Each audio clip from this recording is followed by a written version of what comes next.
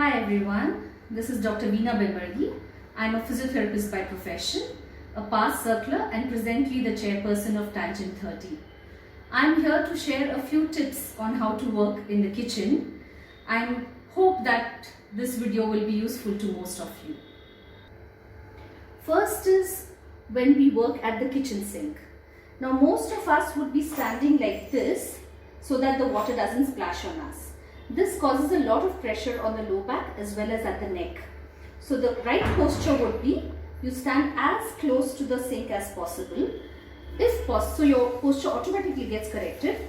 If your one of your knee touches the cabinet or the wall below would be perfect. And then try to keep your elbows as close to the body as possible.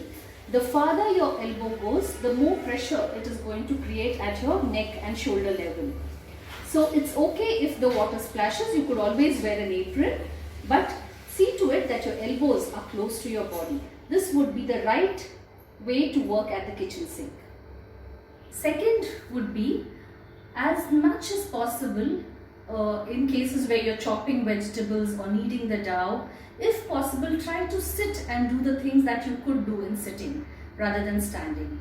If at all you need to stand with your feet slightly apart, put equal weight on both your feet and not this or this, because this will cause asymmetrical loading on your spine, on your sacroiliac joints, especially on your pelvis. So it is always better to keep your feet slightly apart and put equal weight on both your feet. Now, when you're chopping vegetables, this is the neck posture that we assume. Note how the neck is bent. When you use slightly taller platforms to cut your vegetables, your neck would not bend as much. I would also advise you to tuck in a little, tuck in the chin a little, so it will not cause stress on your neck. This is especially useful if the person is suffering from cervical spondylosis or from upper back pain. Okay.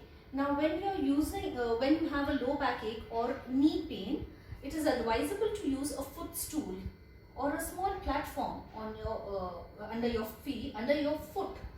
So the pressure on one leg is relieved. You could alternate it like this after every 15 to 20 minutes. Also, when you're cooking, let the cooking range be as close to the body as possible, so that your hand does not have to go far ahead. The better the elbow, the closer to the body is always better.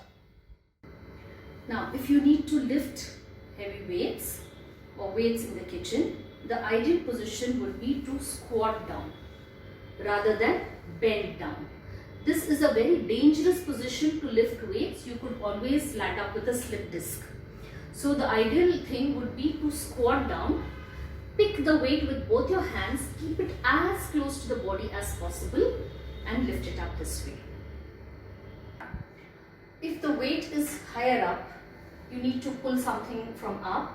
You need to hold it with both your hands, get it as close to the body as possible, put it at the next level. Then again pick it up from this level and go down to the next level. Never do it directly from there to here. Okay, now when you're working in the kitchen, especially at angles like this, we always tend to stand here and rotate ourselves this way and pick up things from here. The right way would be to move and do this rather than rotating yourselves on your knees. This could cause knee injuries, especially meniscal injuries. Always remember, dynamic postures are always better than static ones.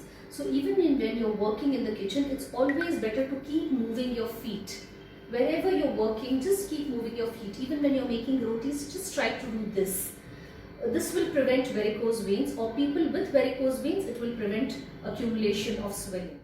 It's always ideal to have a foot space, a toe space, so that will keep you closer to your working platforms. So if you're planning on renovating your kitchen, then please see to it that there is a toe space provided. I'm really thankful to Lady Circle India for having provided me this opportunity and helping me share this knowledge with all my fellow circlers and everybody to whom this video would go to. I hope this video will be useful to all of you. Thank you so much.